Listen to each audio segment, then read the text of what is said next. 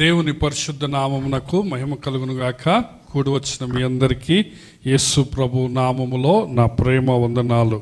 మనము పోయిన వారము 73వ కీర్తన మొదటి భాగాన్ని మనం ధ్యానం చేస్తుంటున్నాము. ఈరోజు రెండవ భాగాన్ని మనం చదువుకుందాం. 15వ వచనము నుంచి చివరి వరకు మార్చి చదువుకుందాం. ఆసాపు గారు దుష్టులు వర్ధిల్లుతున్నప్పుడు ఎంతో మత్సరముతో ఆ డిప్రెషన్లోకి పోయి తను భక్తిగా ఉండటం వ్యర్థమే అనుకున్నాడు. కానీ తన పొరపాటును తెలుసుకొని తను ఆ విధంగా ఆలోచించకూడదని రియలైజ్ అయ్యాక తను రాసిన కీర్తన ఇది. సో 15వ వచనం నుంచి చివరి వరకు మార్చి చదువుకుందాం. ఇలాగూ ముచ్చటింతునని నేను అనుకుని ఎడల నేను నీ కుమారుల వంశమును మోసపుచ్చిన వాడనగుదును. అయినను దీనిని తెలుసుకునవలనని ఆలోచించినప్పుడు నేను దేవుని పరిశుద్ధ స్థలములోనికి పోయి వారి అంతమును గూర్చి ధ్యానించే వరకు ఆ సంగతి నాకు ఆయాసకరముగా ఉండెను. నీవు వారిని కాలు జారి చోటనే ఉంచి ఉన్నావు, వారు నశించున్నట్లు వారిని పడవేయుచున్నావు. క్షణమాత్రములోనే వారు పాడైపోదురు, మహాభయము చేత వారు కడముట్ట నశించుదురు. మేలుకొనిన వాడు తన ప్రభువా నీవు మేలుకొని వారి బ్రతుకును తృణీకరింతువు. నా హృదయము మత్సరపడెను, నా అంతరంద్రియములలో నేను వ్యాకులపడి తిని. నేను తెలివిలేని పశుప్రాయుడనైతిని, నీ సన్నిధిని మృగము వంటి వాడనైతిని. అయినను నేను ఎల్లప్పుడూ నీ యొద్దనున్నాను, నా కుడి చెయ్యి నీవు పట్టుకొని ఉన్నావు. నీ ఆలోచన చేత నన్ను నడిపించెదవు, తరువాత మహిమలో నన్ను చేర్చుకుందువు. ఆకాశమందు నీవు తప్ప నాకెవరున్నారో, నీవు నాకుండగా లోకములోనిది ఏదియూ నాకు అక్కరలేదు. నా హృదయము క్షీణించిపోయినను దేవుడు నిత్యము నా హృదయమునకు ఆశ్రయదుర్గమును స్వాస్థ్యమునై ఉన్నాడు. నిన్ను విసర్జించువారు నశించెదరు, నిన్ను విడిచి వ్యభిచరించు వారినందరినీ నీవు సంహరించెదవు. నాకైతే దేవుని పొందు ధన్యకరము. నీ సర్వ కార్యములను నేను తెలియజేయనట్లు నేను ప్రభువైన యెహోవా శరణుజొచ్చి ఉన్నాను. ప్రార్థన చేసుకుందాం. దేవుడు మనతో మాట్లాడునట్లుగా మనం ప్రభువుని సహాయం చేయమని అడుగుదాం. దయగలిగిన తండ్రి, ప్రేమగల ప్రభువా, గొప్ప దేవా, గొప్ప తండ్రి, మా నాయన నీ పాదములకు వందనాలు, స్తుతులు, స్తోత్రాలు చెల్లిస్తుంటున్నాం. తండ్రి, నీ వాక్యాన్ని చేతపట్టుకొని మేము నాయన నీ పాదముల దగ్గర కూర్చొని ఉంటున్నాము. నీవే దయతో కనికరించి నీ వాక్యం ద్వారా మమ్మల్ని దీవించమని ప్రార్థన చేస్తుంటున్నాం. అల్పుడు అయోగ్యుడు నీ పక్షాన్ని నిలవబడుతుంటుండగా తండ్రి కనికరించు, క్షమించు. వచ్చిన నీ బిడ్డలందరితో నాయన నీ అమూల్యమైన మాటలు నీవు మాకు తెలియజేయండి. తండ్రి నాయన నీ వాక్యము ద్వారా మమ్మల్ని దీవించండి, ఆశీర్వదించండి, తృప్తిపరచండి.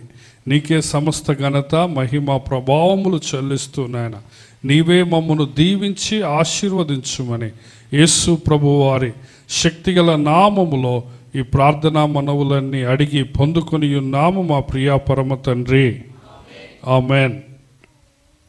ప్రభునందు ప్రియమైన దేవుని బిడ్డలారా, ఆసాపు గారు రాసిన కీర్తన చాలా గొప్ప కీర్తన, ప్రాముఖ్యమైన కీర్తన. పోయిన వారం నేను చెప్పినట్లుగా ఇది మన ప్రాక్టికల్ లైఫ్కి చాలా దగ్గరగా ఉంటుంది. మనము కూడా చాలాసార్లు దుర్మార్గులు, దుష్టులు అభివృద్ధి చెందుతున్నప్పుడు, మన భాషలో చెప్పాలంటే వాళ్ళకి కలిసి వస్తున్నప్పుడు, మనకు ఏమి కలిసి రావటం లేదని మనం అనుకుంటాం. కొన్నిసార్లు నిజానికి కలిసి రావటం అనేది ఏమీ ఉండదు లోకంలో.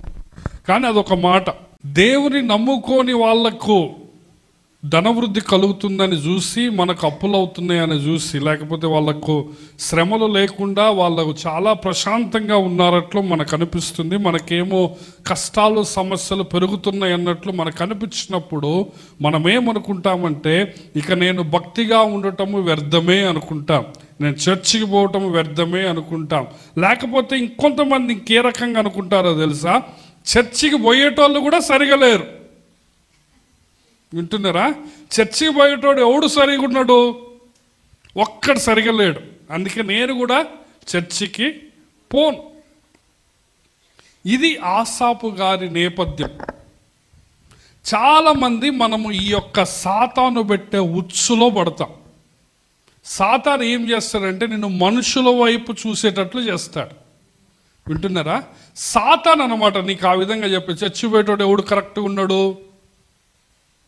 నువ్వు కూడా చచ్చిపోయేటోడేవి కదా, నువ్వు కరెక్ట్గా ఉండి వాళ్ళకి చూపించాలి లెక్క ప్రకారం, అవునా కదా?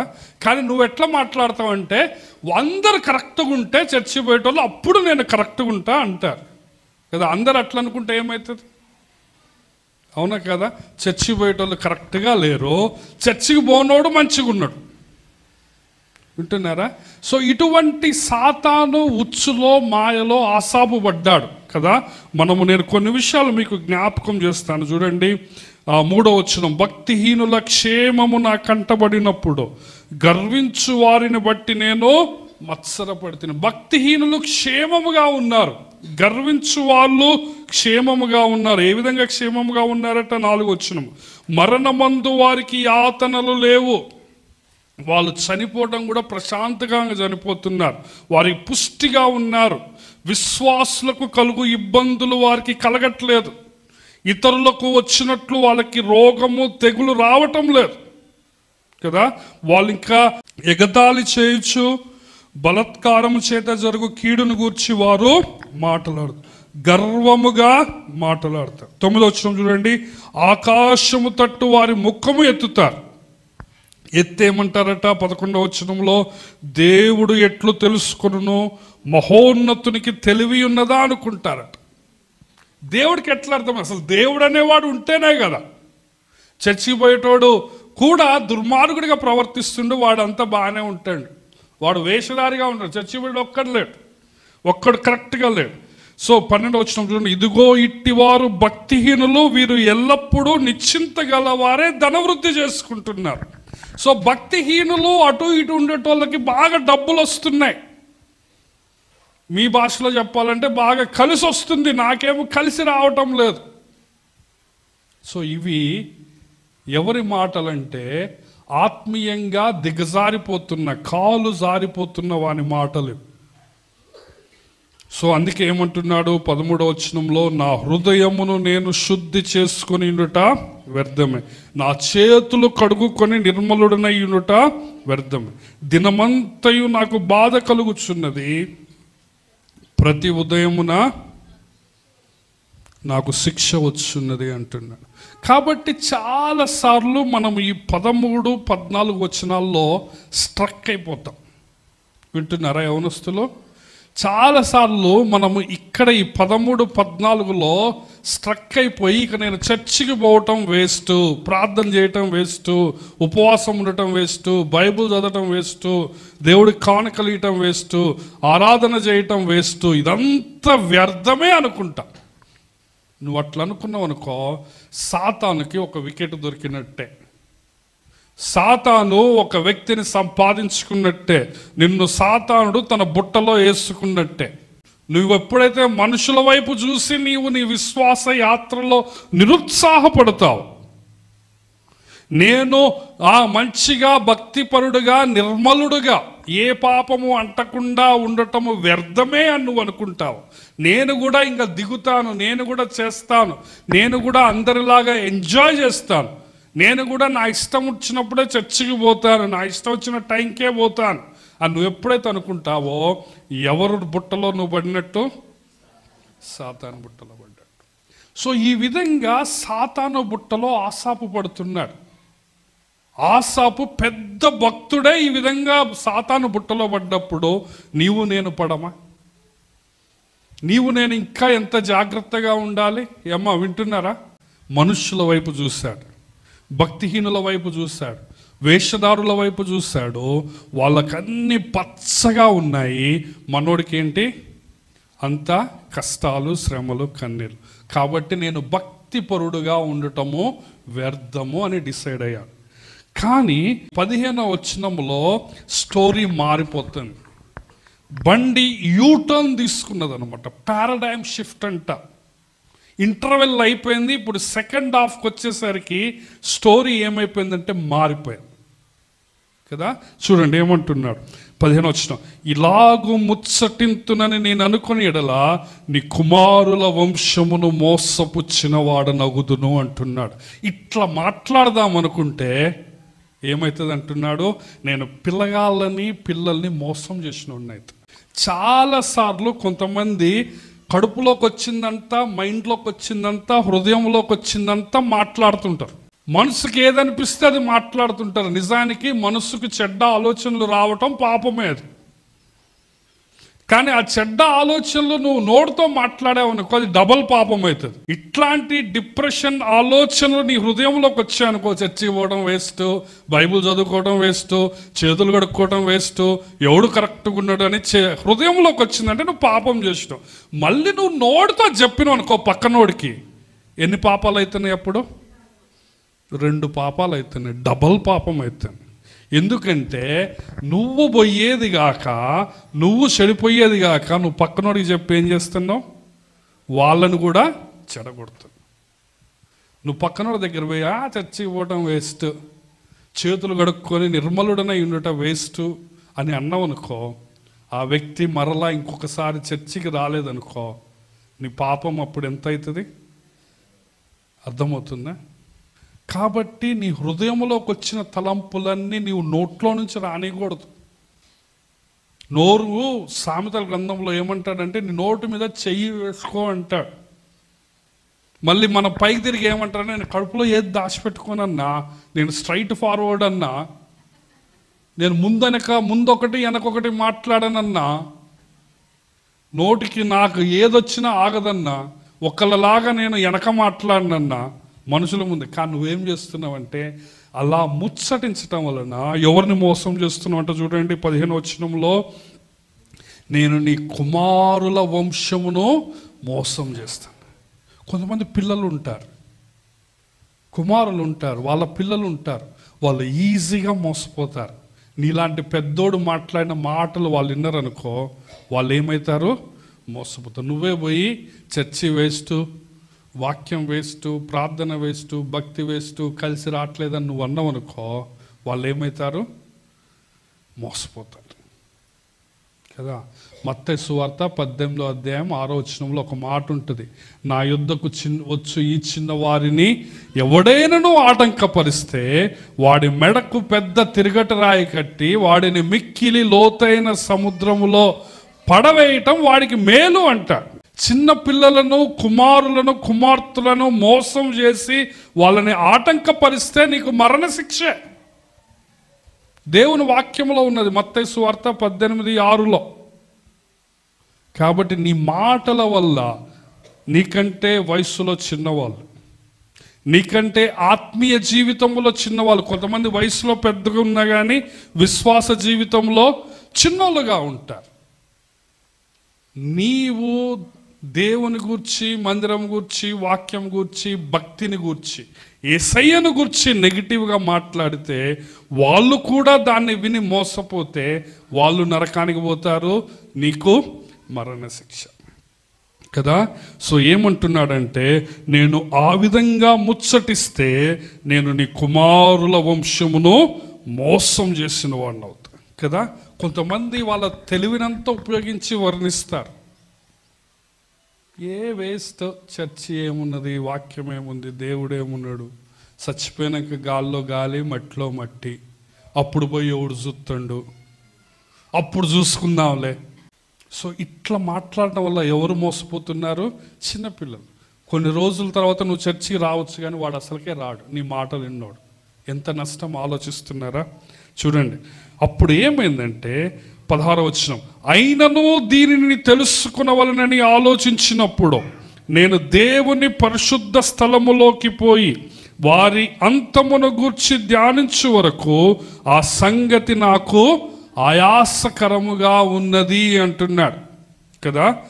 అయితే దీన్ని తెలుసుకోవాలని, దీని గురించి ఆలోచించాలని ఎక్కడికి పోయిందంటే దేవుని మందిరానికి పోయింది. ఈ డిస్టర్బెన్స్, ఈ మైండ్లో ఉన్న ఈ డిప్రెషన్, ఈ ఆయాసం, కీర్తనకారుడు ఏమంటున్నాడు, ఈ ఆలోచనని ఆయాసం అంటున్నాడు ఈ విషయం గురించి తెలుసుకోవాలని నేను ఎక్కడికి పోతే పరిష్కారం వచ్చిందంటే దేవుని మందిరానికి పోతే పరిష్కారం వచ్చింది.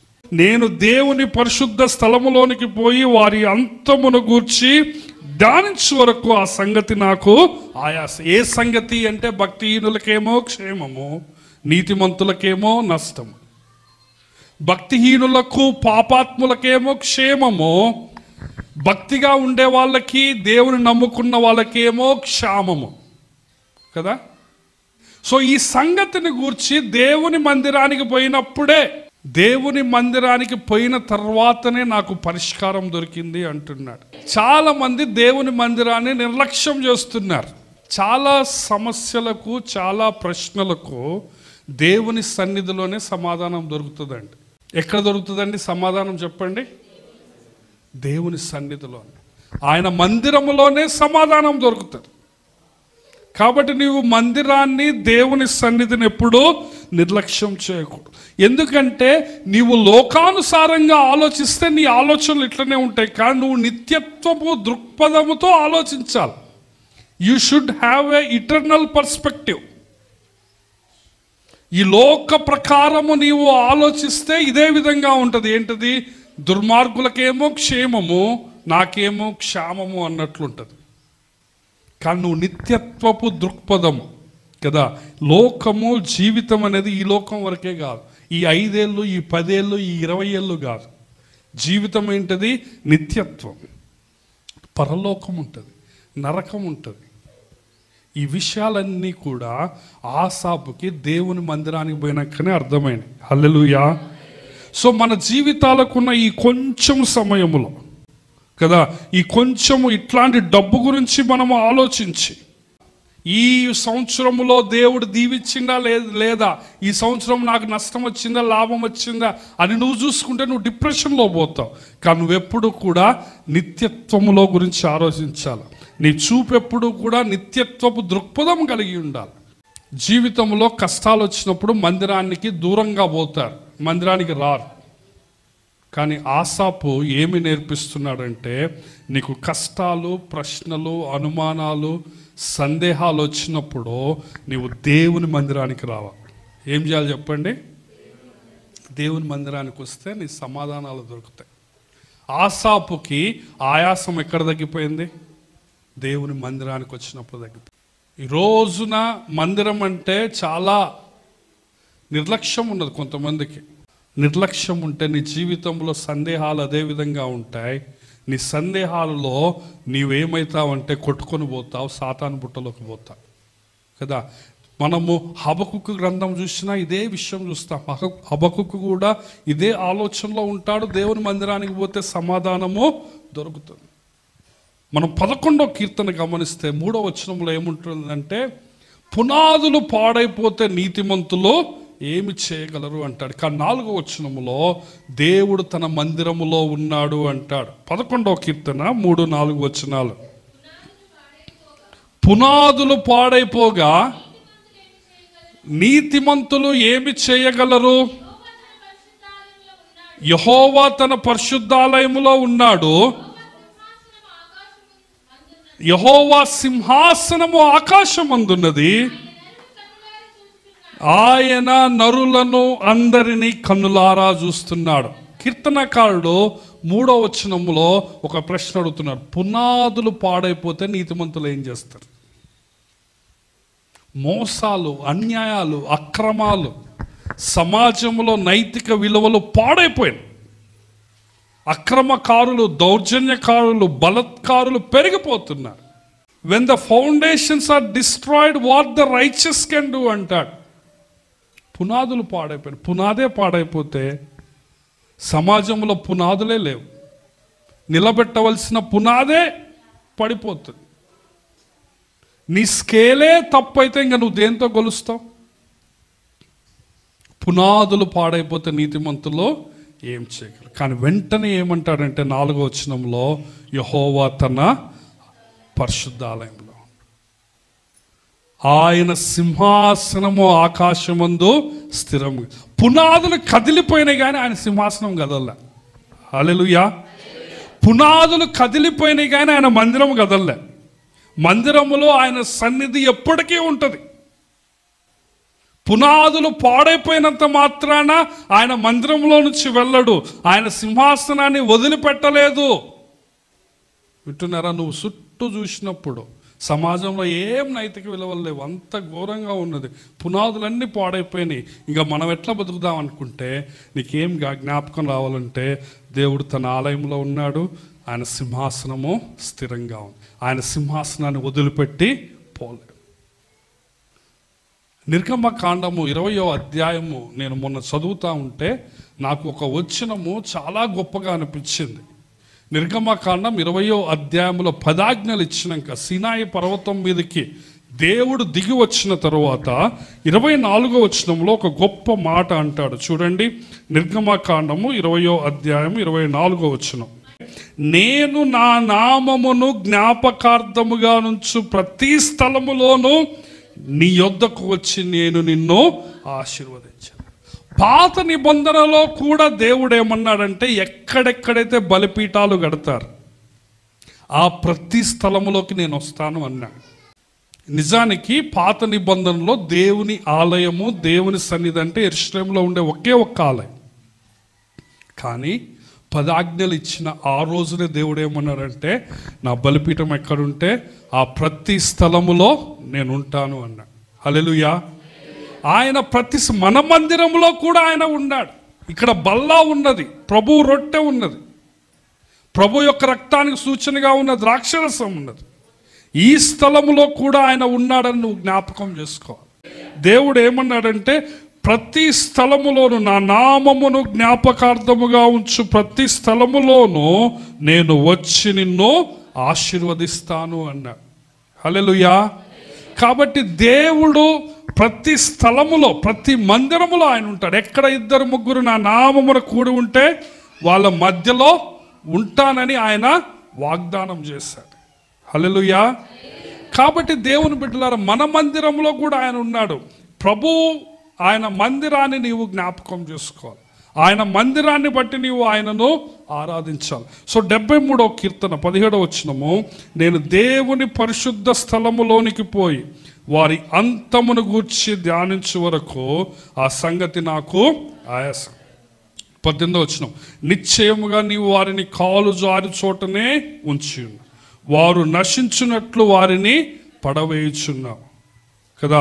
క్షణమాత్రములోనే వారు పాడైపోతురు, మహాభయము చేత వారు కడముట్ట నశించుదురు. మేలుకొనిన వాడు తన కన్న కల మరచిపోనట్లు ప్రభువా నీవు మేలుకొని వారి బ్రతుకును తృణీకరిస్తావు. సో వాళ్ళ అంతము కనపడ్డది కీర్తనకారుడికి.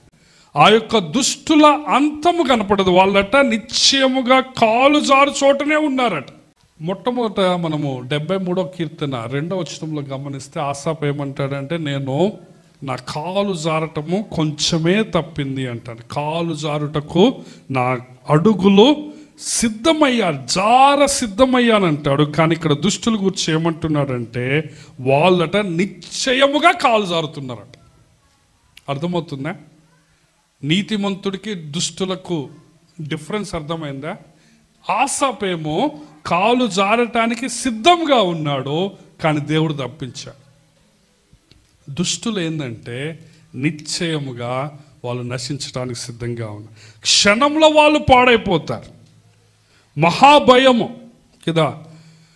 దేవుడు వాళ్ళ కన్న కల మర్చిపోయేటట్లు వాళ్ళ జీవితాలు కూడా మర్చిపోతాయి కదా. ఇది దేవుడిచ్చే తీర్పు. దేవుని యొక్క తీర్పును నువ్వు జ్ఞాపకం చేసుకో. ఈ రోజున వాళ్ళు పచ్చగా ఉన్నట్లు చూసి నువ్వు మత్సరపడుతున్నావు కదా. సామెతల గ్రంథము 14వ అధ్యాయము 30వ వచనములో ఏముంటుందంటే మత్సరము ఎముకలకు కుళ్ళు కదా. 21వ వచనములో ఏమంటాడు కీర్తనకారుడు, నా హృదయము మత్సరపడను, నా అంతరంద్రియములలో నేను వ్యాకుల పడుతుని, నేను తెలివిలేని పశుప్రాయుడనైతిని, నీ సన్నిధిని మృగము వంటి వాడనైతిని అంటున్నాడు. సో దేవుని మందిరానికి పోయినప్పుడు దుష్టుల అంతాన్ని చూసినప్పుడు తన మత్సరము తనని పాడు చేసిందని అప్పుడు అర్థమైంది కీర్తనకారుడికి. మత్సరం ఏంటంటే ఎముకలకు నేను అంతరంద్రియంలో వ్యాకుల పడ్డాను, నేను మృగములాగా ఆలోచించాను అంటున్నాడు. ఎట్లా ఆలోచించిందని చెప్పండి? మృగంలాగా. ఏం ఆలోచించిండు?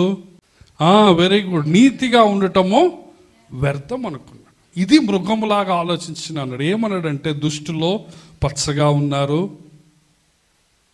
అని కుళ్ళుకొని నేను నీతిగా ఉండటము వ్యర్థం, వేస్ట్ అనుకున్నాడు. అది మృగంలాగా ప్రవర్తించడం.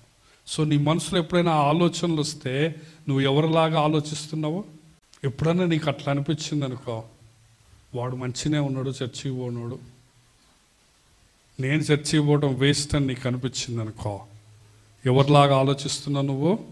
ఎందుకంటే మృగము ఆ రోజు మందమే ఆలోచిస్తుంది. మృగానికి భవిష్యత్తు గురించిన ఆలోచన ఉండదు, నిత్యత్వపు గురించిన ఆలోచన ఉండదు. ఆ రోజే అప్పుడు తిన్నామా, తిన్నంత తింటాం, మిగతాది పడేయటం, ముందుకు పోవటమే కదా. కానీ మనిషికి దేవుడు ఆ నిత్యత్వపు ఆలోచన పెట్టాడు. వారి అంతము, నరకము అవన్నీ స్పష్టంగా కనపడ్డాయి. అప్పుడు తన కీర్తనకారుడు తన తప్పు తెలుసుకుంటున్నాడు.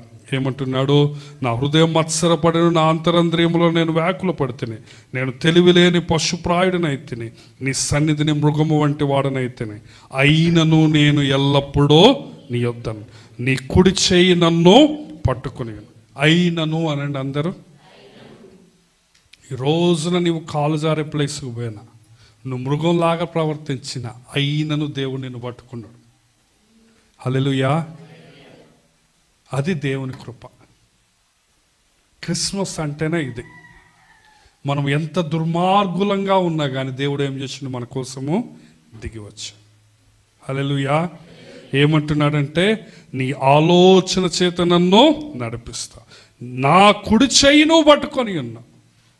కాలు జారటానికి సప్పని జారినప్పుడు వెంటనే మన చెయ్యి ఎవరు పట్టుకున్నారు? దేవుడు. కానీ వాళ్ళ చెయ్యి పట్టుకున్నాడా? లేదు. సో ఈ రోజున నీవు నిత్యత్వపులో నీ స్థితిని బట్టి ప్రభువుని ఆరాధించు. దేవుడు నీ పాపాలు క్షమించాడు, నిన్ను తన బిడ్డగా చేసుకున్నాడు, నిన్ను రాజులైన యాజక సమూహముగా మార్చాడు, నీకు పరలోకం ఇచ్చాడు, పరలోకములో ఒక ఇల్లు సిద్ధపరుస్తున్నాడు.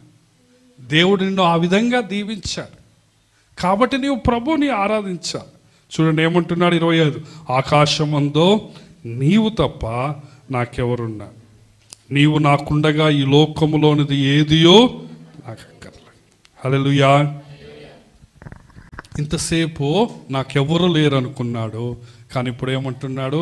ఆకాశమందు నీవు తప్ప నాకెవరు. ఇది మారటం అంటే. ఆలోచనలో ఏది పడితే అది రావచ్చు, కానీ నీ ఆలోచనలు నిన్ను ఎంత ప్రభావితం చేస్తున్నాయి అన్నది ఇంపార్టెంట్. నీ ఆలోచనలలో నీవు పడి మందిరానికి దూరం అవుతున్నావా? నీ ఆలోచనలలో నీవు పడి దేవుని సన్నిధికి, వాక్యానికి దూరం అవుతున్నావా? లేకపోతే వెంటనే తప్పు తెలుసుకొని దేవుని దగ్గరకు వచ్చి, మందిరానికి వచ్చి, ఆకాశమందు నీవు తప్ప నాకెవరున్నా, నీవు నాకుండగా ఈ లోకంలో ఏదియో నాకు అక్కర్లేదు. ఎందుకంటే ఈ లోకంలో ఎవరున్నారు? మనుషులు ఉన్నారు. మనుషుల సహాయము వ్యర్థము. రాజులను నమ్ముకునటము, మనుషులను నమ్ముకోవటము వ్యర్థం. దేవుడు మనకు సహాయం చేసేవాడు. హల్లెలూయా. చూడండి, నా శరీరము నా హృదయము క్షీణించిపోయినాను, దేవుడు నిత్యము నా హృదయమునకు ఆశ్రయదుర్గమును స్వాస్థ్యమునయ్యింది.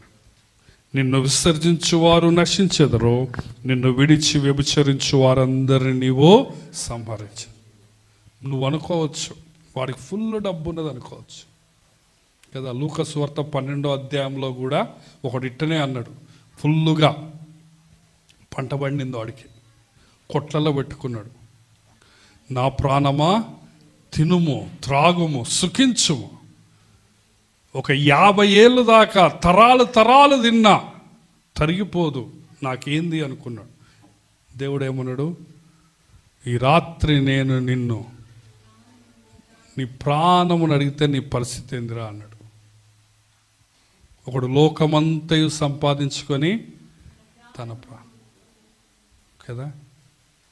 ఈ రాత్రి వాడు చచ్చిపోయిండు, వాడి పంట ఆస్తి డబ్బంతా వేరే వాళ్ళ పాలైంది. మళ్ళీ వాడి అడిగి పోయిందంటే నరకానికి పోయాడు. కానీ నువ్వెట్లున్నావు చూడండి, 24వ వచనం, నీ ఆలోచన చేత నన్ను నడిపించదవు, తరువాత మహిమలో నీవు నన్ను చేర్చుకుంటా.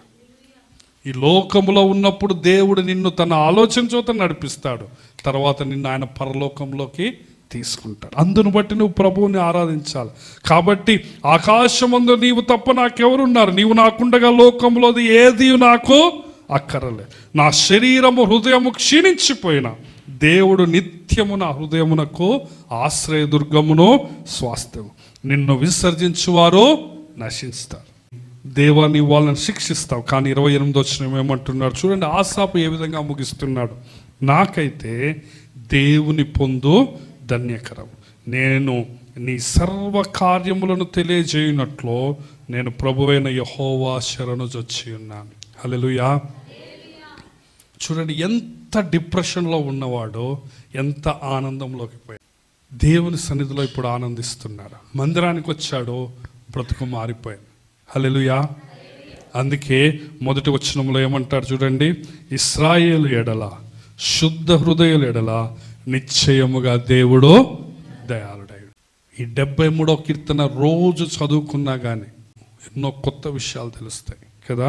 నేను దేవుని కార్యములు తెలియజేస్తాను అంటున్నాడు చివరిలో. ఇది ఆరాధన. కాబట్టి ఈ రోజున నీవు ప్రభు మందిరాన్ని బట్టి ఆరాధించు, నిత్యత్వంలో ఆయన నీకు ఇచ్చే ఆశీర్వాదాలను బట్టి ఆరాధించు. మనుషుల కంటే ఆయన మాత్రమే నీకు సహాయం చేసేవాడు కాబట్టి నీవు ఆయన ఆరాధించు. నీవు ఈ లోకంలో ఆయన నీకు ఆలోచన ఇచ్చి నడిపిస్తాడు, మరలా తర్వాత నిన్ను మహిమలో చేర్చుకుంటాడు. కాబట్టి నీవు ఆరాధించు. ఆయన నీ పట్ల దయ కలిగి ఉన్నాడు కాబట్టి నీవు ఆయనను ఆరాధించు. రండి, తలలో ఉంచుదాం, కళ్ళు మూసుకుందాం. విన్న వాక్యపు ప్రకారము ప్రభువుని ఒకరి తర్వాత ఒకరు ఆరాధించడానికి దేవుడు మీకు సహాయం చేయనుగాక.